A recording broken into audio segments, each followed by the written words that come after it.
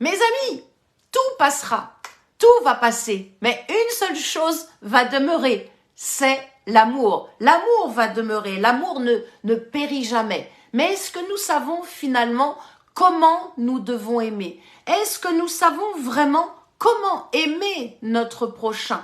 Est-ce que nous avons vraiment réalisé que aimer, c'est vivre?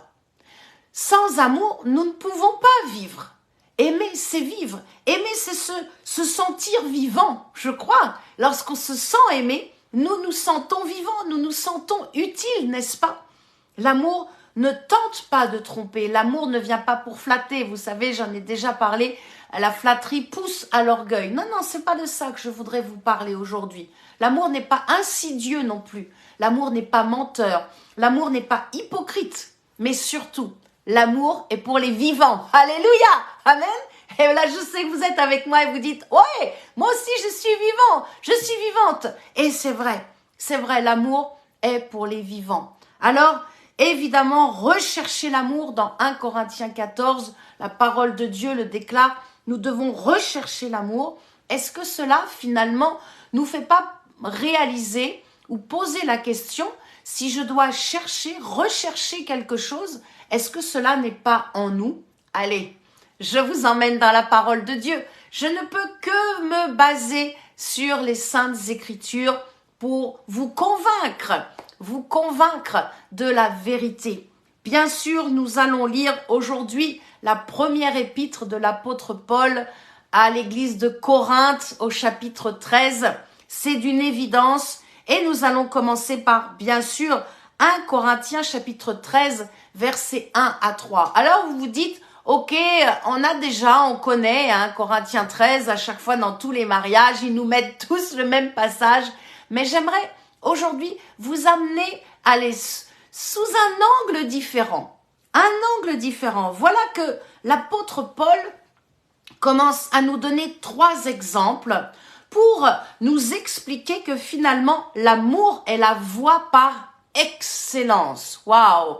Allez, l'apôtre place la barre très très haute. C'est la voie par excellence. Que l'amour manifesté par Jésus-Christ, car lui, il connaît. Il sait l'apôtre. Il sait comment il a été aimé. Car il a été persécuteur des chrétiens. Avant, il était Saul de Tarse. Et il a persécuté. Il a persécuté des hommes et des femmes qui aimaient Jésus-Christ. Alors, il connaît la patience et il connaît la bonté de Dieu. Et voilà qu'il va nous dire et nous donner 3 exemples. Mes amis, waouh! Suivez-moi bien, restez bien concentrés avec moi. Nous sommes donc dans la première épître aux Corinthiens, chapitre 13, verset 1.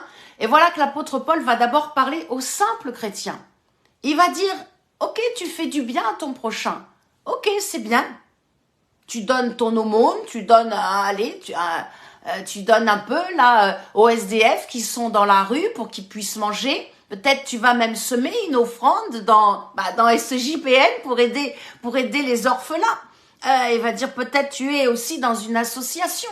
Même, je crois que ça va même plus loin. L'apôtre Paul dit, peut-être demain tu vas donner tes organes.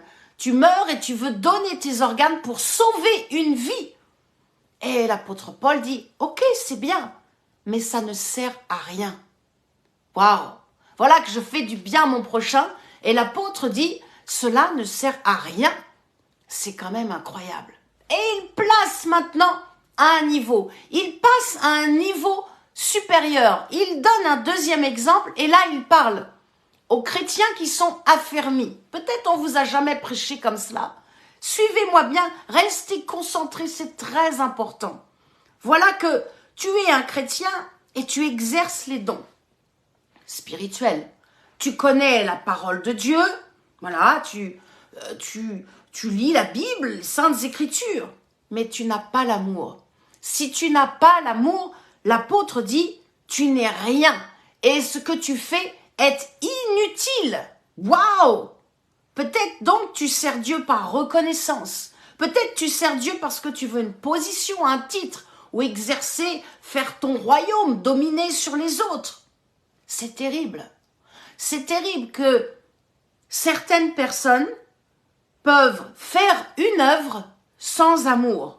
Parce que là, l'apôtre Paul dit, si tu n'as pas l'amour, alors tu n'es rien. Ce n'est pas moi qui le dis. Je répète les mots qui sont écrits dans les Saintes Écritures. Et il montre troisième exemple. Waouh!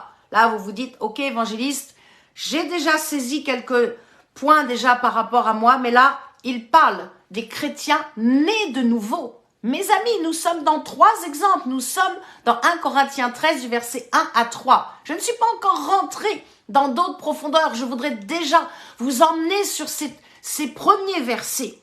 Et là, il parle des chrétiens nés de nouveau. Ben, ils ont l'amour, voyons, évangéliste. Oui, il prie. Il élève sa voix, le chrétien né de nouveau. Il parle, il prie avec son intelligence, le langage des hommes. Il prie aussi par l'esprit, le langage des anges. Il en parle, l'apôtre en parle dans 1 Corinthiens 14. Mais l'apôtre dit, s'il n'aime pas, il est comme une cymbale. J'aime la batterie. Oh, j'aime cet instrument de musique. Bon, bon, bon, bon, bon, les roulements de tambour, ce bruit sourd. Boum, boum, boum, boum. J'aime cela. Mais alors, quand vous entendez la cymbale, ça réveille tout l'auditoire. Tout l'auditoire est réveillé. Parce que la cymbale, elle fait mal aux oreilles. Et l'apôtre Paul donne cet exemple. Il dit, mais si tu es un chrétien de nouveau, et que tu pries, et que tu fais les choses sans amour, eh bien, cela ne sert à rien. Tu es inutile. Et en plus, tu nous casses les oreilles. Waouh! On continue. Comment donc nous devons aimer? Parce que c'est bien là le thème, n'est-ce pas, de cette prédication d'aujourd'hui. Et l'apôtre Paul nous embarque maintenant un peu plus loin au verset 4. Du verset 4 au verset 7. Et il nous dit, et il nous donne 15 caractéristiques de l'amour de Dieu. Car l'amour de Dieu est parfait. Et il nous emmène d'abord en nous disant, 1, l'amour est patient. Il ne parle pas de la bonté, il ne parle pas de faire des choses. Il dit en premier, ça m'a toujours marqué. Vous savez, il faut que notre esprit soit ouvert. Quand vous lisez les Saintes Écritures, il faut laisser les questions venir dans votre cœur et monter jusqu'au trône de Dieu et dire, Saint-Esprit, je ne comprends pas, pourquoi cela? Laissez le Saint-Esprit travailler en vous. Et la première fois que j'ai lu, bien sûr, 1 Corinthiens 13, j'en ai pris plein mon grade et j'ai dit, waouh, en premier, Florence, c'est la patience. C'est la patience. L'amour est patient. Puis, 2 vient ensuite. L'amour est plein de bonté. 3, l'amour n'est pas envieux. Ça veut dire, je ne vais pas désirer ce que l'autre possède. 4 et 5, l'amour ne se vante pas. L'amour ne s'enfle pas d'orgueil. Ça veut dire que l'amour est rempli d'humilité. Ah, je vois l'autre plus grand que moi. Je vois mon frère, ma sœur, vous qui m'écoutez, plus grand, au-dessus de moi. 6, l'amour ne fait rien de malhonnête. Il n'y a pas de vol. Quand j'aime, il n'y a pas cet esprit d'usurpatrice, d'usurpateur. Il n'y a pas cet esprit d'adultère. L'amour ne cherche pas son intérêt. 7e point. Ça veut dire que l'amour n'est pas égoïste. L'amour est rempli de compassion. L'amour, c'est je m'efface pour pouvoir aider mon prochain, pour aider l'autre. Amen. C'est ça le véritable amour. C'est pas, oh, je suis là, voilà, je domine, j'écrase. Non. En tout cas, l'amour de mon Dieu, l'amour du Dieu que je sers, l'amour du Dieu qui exprime son amour dans sa parole et qui a donné son Fils unique, Jésus-Christ, qui donne et qui donnera éternellement. Il l'a fait, l'amour ne s'irrite pas. 8e point, il n'y a pas de colère, il n'y a plus de colère. Jésus a sacrifié sa vie pour que la colère de Dieu s'arrête. Ça veut dire que maintenant, quand Dieu nous parle, quand le Saint-Esprit vous parle, c'est avec douceur. C'est avec douceur. 9. L'amour ne soupçonne pas le mal. Oh, ah, là, vous êtes en train de dire, oh.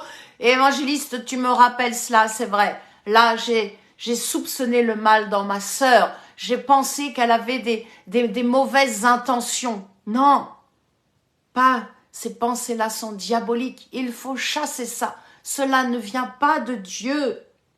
10. L'amour ne se réjouit pas de l'injustice. Parce que l'amour qui vient du ciel aime la vérité. L'amour est fidèle. 11. L'amour se réjouit.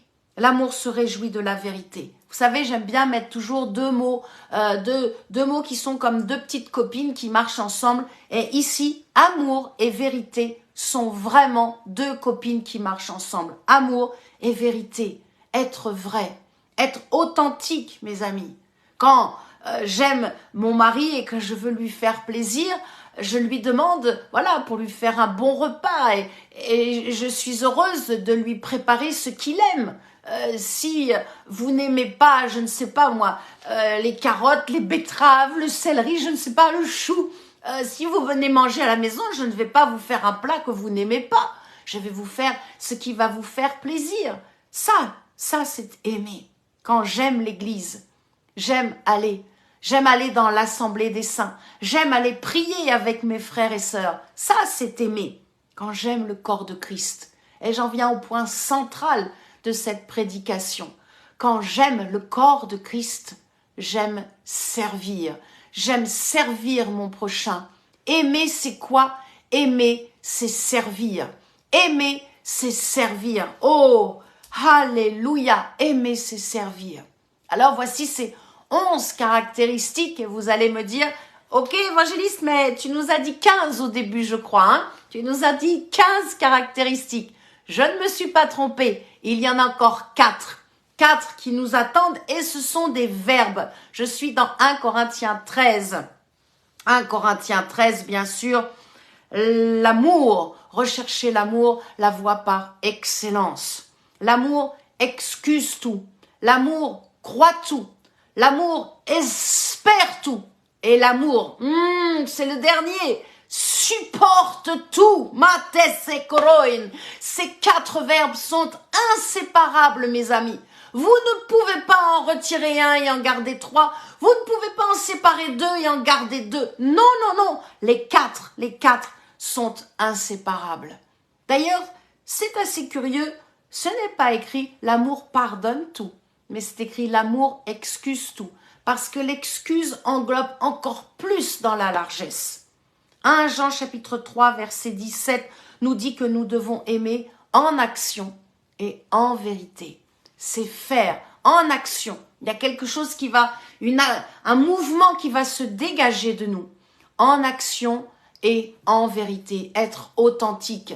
Je prêche ce qu'il y a à l'intérieur de mon cœur. J'écoute ce que le Saint-Esprit me dit. Qu'est-ce que tu veux que je prêche à ce moment-là? Je reçois la validation. Le Saint-Esprit me dit, prêche sur rechercher l'amour. Parce que l'amour n'est pas dans l'humain. L'amour est dans le divin. L'amour est dans le cœur de Dieu. Et en chaque être humain, Dieu vient placer ce qu'il y a de plus précieux. Il vient placer ce sentiment de rechercher le fait d'être aimé.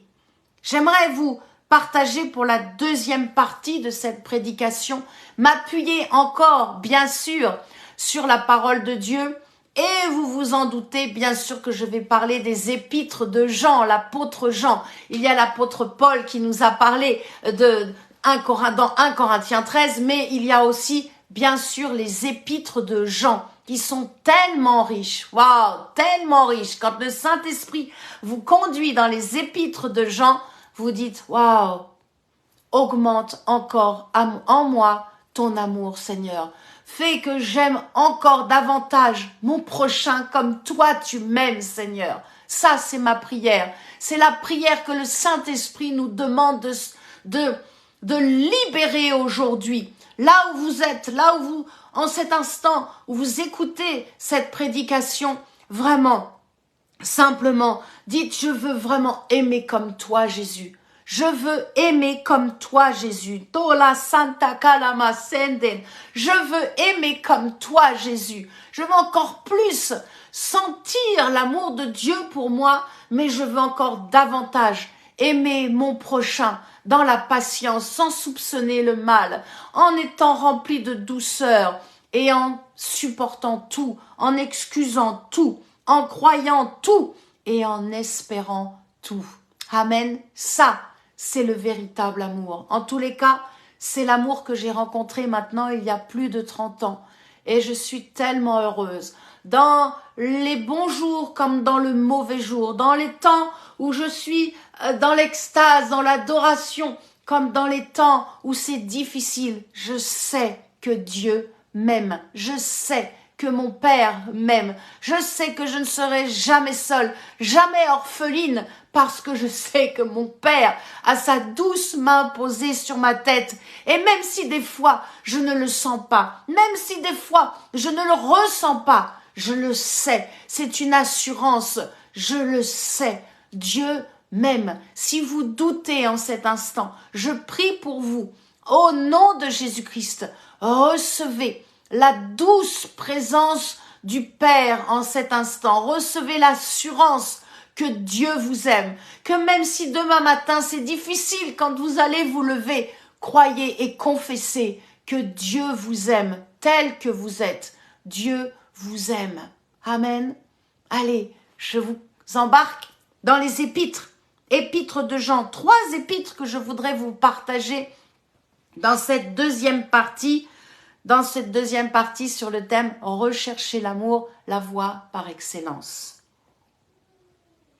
1 Jean, première épître de Jean, chapitre 4, du verset 7 à 11. Je vous laisse le relire tranquillement. Voilà que l'apôtre nous dit pas c'est un conseil ou une recommandation, c'est un commandement. C'est un commandement. Au verset 20 et 21, il dira quelque chose de tellement profond. Si quelqu'un dit « j'aime Dieu » et qu'il haïsse son frère, c'est un menteur. Oh, je le relis. Si quelqu'un dit « j'aime Dieu » et que je n'aime pas l'évangéliste Florence Biche, c'est un menteur. Car celui qui n'aime pas son frère ou sa sœur qu'il voit ne peut aimer Dieu qu'il ne voit pas. Comment pouvons-nous dire j'aime Dieu et que lorsque nous voyons un frère ou une sœur devant nous, nous le voyons avec nos yeux, nous le voyons avec nos yeux et nous nous disons nous ne l'aimons pas. Comment est-ce possible? Non, c'est faire, je regrette, c'est être menteur. Et voici donc que l'apôtre Jean dit, et nous avons de lui ce commandement. Je vous le dis, ce n'est pas un conseil, ce n'est pas une recommandation, c'est un commandement que celui qui aime Dieu aime aussi son frère. Beaucoup de choses à dire, n'est-ce pas, sur ce verset, que celui qui aime Dieu aime aussi son frère. Aimer en action, amen, et en vérité. Deuxième épître de Jean, de 1 à 3. Je suis donc toujours dans ce thème, rechercher l'amour, la voie par excellence. Deuxième épître de Jean, chapitre 1, évidemment, parce qu'il n'y en a qu'un, donc de 1 à 3. L'ancien à Kyria, l'élu et à ses enfants que j'aime dans la vérité. Amen, je vous aime vraiment, je vous aime dans la vérité. Et non pas moi seulement, mais aussi tous ceux qui ont connu la vérité, à cause de la vérité, qui demeure en nous et qui sera avec nous pour l'éternité. La grâce, la miséricorde et la paix seront avec nous de la part de Dieu, le Père, et de la part de Jésus-Christ, le Fils du Père, dans la vérité et l'amour. Dans la vérité et l'amour. Ces deux petites amies qui marchent ensemble. Il est impossible d'aimer selon Dieu sans aimer Jésus-Christ, son Fils. Si vous dites, oui, j'aime Dieu, ah oui, mais que tu n'aimes pas Jésus-Christ, son Fils unique, son Fils bien-aimé, alors Dieu dit que tu es un menteur. Il faut faire une rencontre avec Jésus. Il faut absolument que vous découvriez comment Jésus vous aime et comment il vous a aimé en sacrifiant sa vie sur la croix il y a maintenant plus de 2000 ans en Israël sur le mont Golgotha. Il a déversé tout son sang puisque La parole de Dieu dit que même de l'eau est sortie de son corps. Il n'y avait plus une seule goutte de sang dans le corps de Jésus, afin que par le sang de Jésus, nous puissions être guéris. Par le sang de Jésus, nous puissions être sauvés. Par le sang de Jésus, nous sommes délivrés de toutes les oppressions, de toute maladie, de tout ce qui vient pour nous contrarier, nous chagriner, tout ce qui est de la haine dans ce monde. Eh bien, tout cela nous est complètement libéré, complètement, cela part, je cherche le mot exact, nous sommes complètement lavés, purifiés par le sang de Jésus. Et la haine ne peut pas tenir. Ce n'est pas possible. Nous ne pouvons pas dire j'aime Dieu, je sers Dieu et avoir de la haine pour notre frère et notre sœur. Cela est un mensonge. Il faut maintenant complètement réaliser que c'est la vérité et qu'il est important de nous aimer les uns les autres. Amen. Aimez-vous, aimons-nous ardemment, ardemment les uns les autres. Jésus-Christ est le chemin, la vie et la vérité. Il est le seul qui nous conduit et nous emmène vers le Créateur, qui déverse sur nous des bains d'amour, des bains de régénérescence dans l'esprit. Il vient réveiller la conscience. Il vient fortifier notre corps, notre foi. Il vient pour guérir, panser les blessures de notre cœur.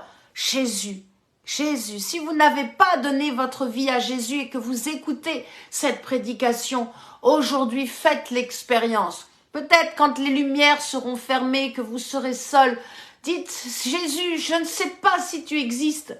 Je ne sais pas, on m'a dit, ou l'évangéliste Florence m'a parlé que tu m'aimes. Je voudrais sentir ton amour. Dites-lui, parlez-lui, dites-lui, sortez des mots de votre bouche et faites monter jusqu'au ciel des cris, des soupirs, des mots qui réclament d'être aimés de Dieu. Et comme moi, vous allez découvrir que vous n'êtes pas seul, que vous n'êtes pas orphelin, que Dieu ne vous abandonnera jamais et qu'il vous aimera éternellement, car Dieu est amour. Dieu est amour. Dieu désire que nous grandissions dans son amour. Pas l'amour du monde, pas l'amour, je le redis, pas cet amour mondain, cet amour charnel, cet amour diabolique, mais son amour qui est vérité et qui est authentique. C'est là que Dieu nous attend. Dieu nous attend pour supporter jour après jour, espérer contre tout, excuser et encore excuser. Et 2, pour connaître et vivre les 4 dimensions de son amour.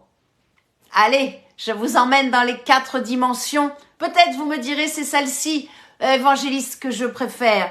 Dans la largeur de son amour. Dieu aime tous les humains. Jean 3,16, Dieu a tant aimé le monde. Il aurait pu juste écrire, Dieu a aimé les gens. Non, il a dit, il a tant aimé le monde qu'il a donné. Dieu donne de son amour. Dieu donne son Fils unique afin que nous ne périssions point, mais que nous ayons la vie éternelle. Il nous aime tous, malgré nos différences, hommes, femmes, malgré les nations, que nous soyons d'une couleur différente, d'une ville différente, d'une époque différente, que vous savez, ceux qui ont vécu au Moyen-Âge ou aujourd'hui que nous vivions au XXIe siècle, l'amour de Dieu est toujours aussi large. Deuxièmement, la longueur, alléluia, la longueur de son amour dure éternellement. Hébreux 13:8, Jésus-Christ est le même hier, aujourd'hui, alléluia,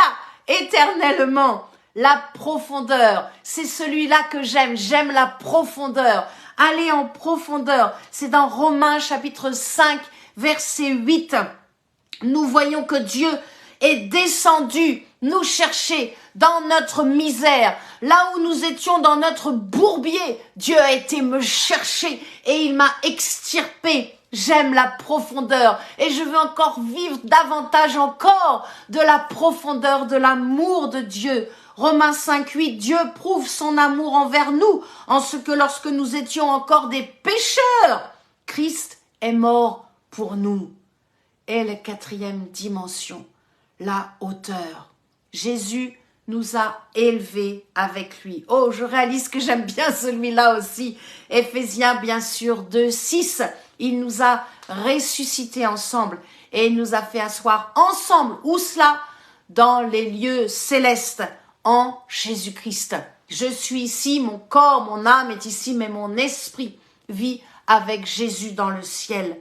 L'amour de Dieu n'est pas ni pour les faibles, pour les pauvres, pour les femmes, pour les personnes âgées. L'amour de Dieu est pour ceux qui sont forts, parce que l'amour de Dieu est fort. Et je suis forte en Jésus-Christ. Amen.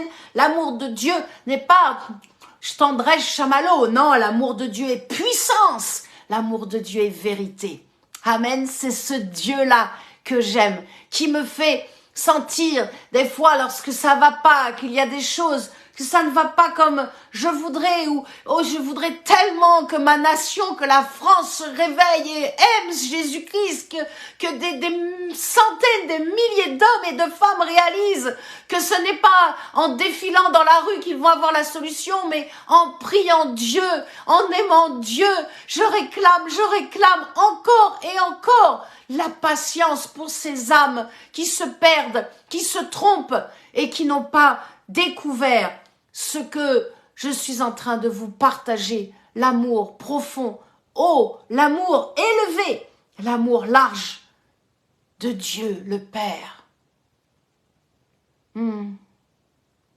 Oh, évangéliste, tu nous as dit 3 épîtres.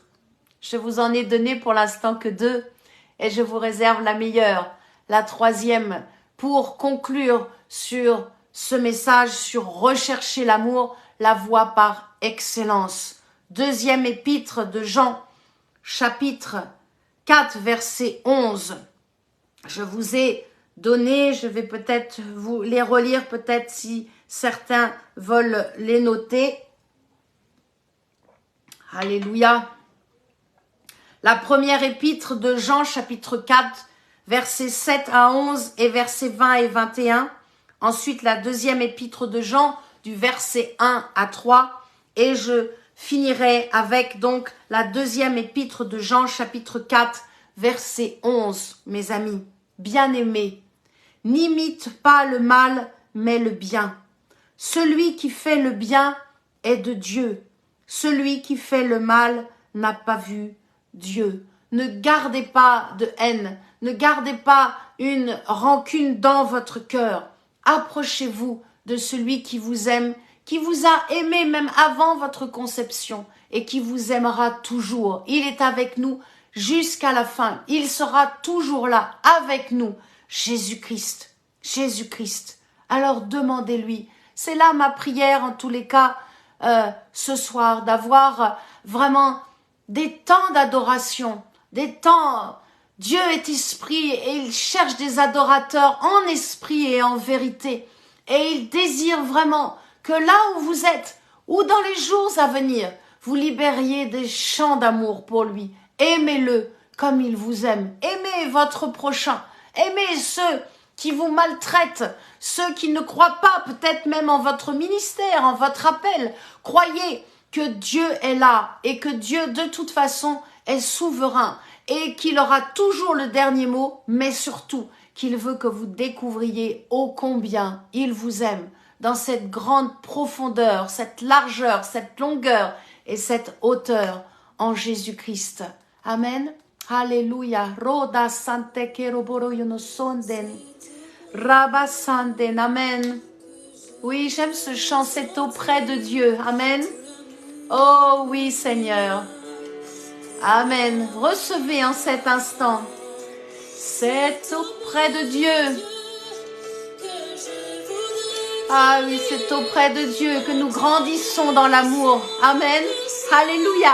Recevez là où vous êtes. Recevez, le Saint-Esprit est en train de passer.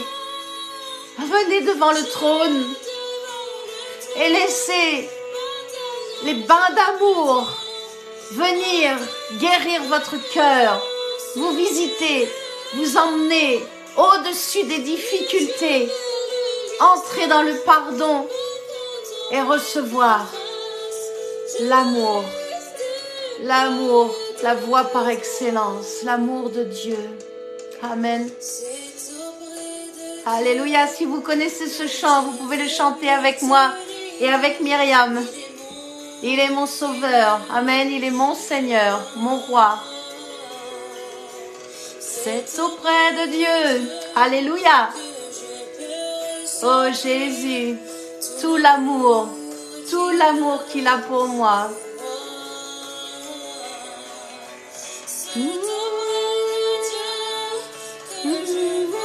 Ramasero do solden, alléluia. Amen. Amen. Recevez, recevez, recevez en cet instant. Recevez. Recevez l'amour de Dieu que vous attendez. Recevez vraiment l'amour de Dieu que vous attendez.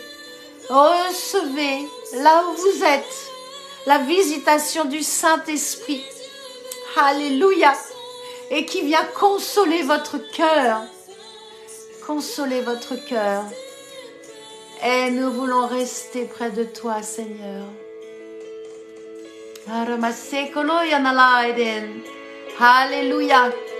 Alléluia. Recevez, recevez l'amour de Dieu qui vous enveloppe. Je visionne vraiment comme des liens d'amour comme cela qui passent autour de vous. Ressentez vraiment tout ce bien-être que Dieu veut vous donner. Alléluia. Amen. Amen. Je viens devant ton trône.